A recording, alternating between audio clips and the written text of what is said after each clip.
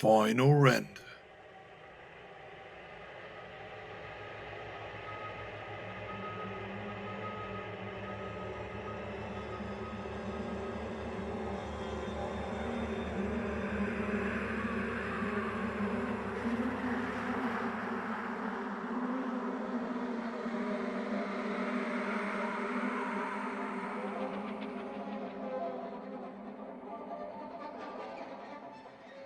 (3D modeling). So in this task, I was supposed to model a chest and be a little creative. Let's just say I might have overdone it with the creativity and made more than I should have. Anyways, I'll go through each step properly. For now, here's a slideshow that speeds up the process of modeling.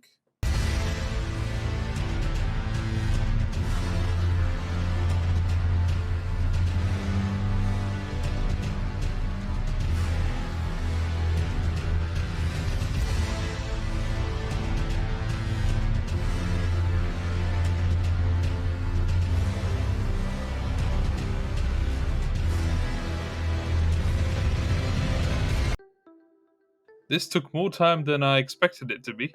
I went from modeling a chest to modeling a whole floating island for a chest.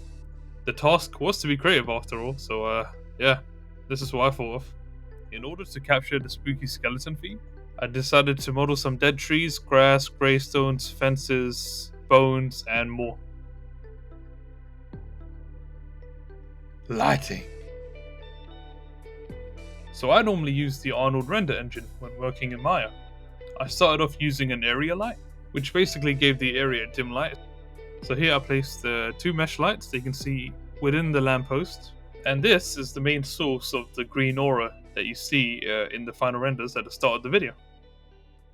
In order to capture that spooky skeleton theme, I made a skybox and made it a very dark blue, which is basically the nighttime for the floating island.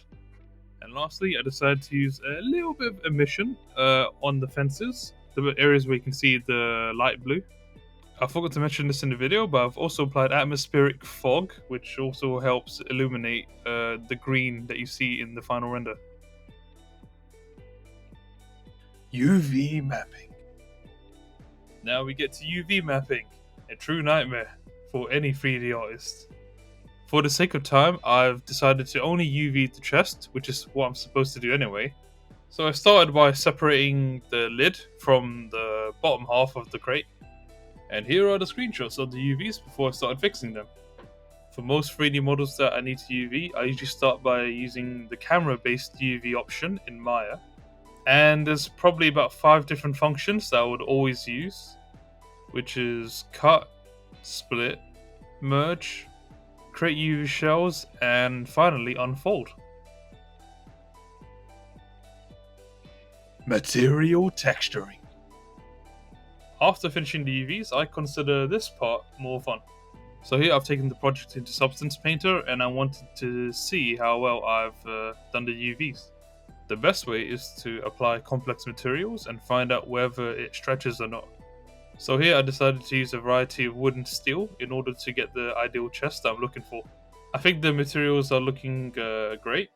However, if I wanted to bring it to another level, I could probably add dirt, rust, decals, add attention to detail, maybe some carvings. There's a lot of things that I could have done, but right now I don't have the time for it. Wait, what? Yep, I know what you're thinking. Why did you do this? Well, to be honest, I just did it just because I felt like it. It does add to the theme, gives it that spooky vibe. If you look carefully, you can see 2 large skeleton hands just fiddling the fingers around. So here I used the bend tool to animate the top part of the trees, the branches holding the chains from above. And yeah, that more or less sums everything up. Thank you for watching. Final animation coming soon.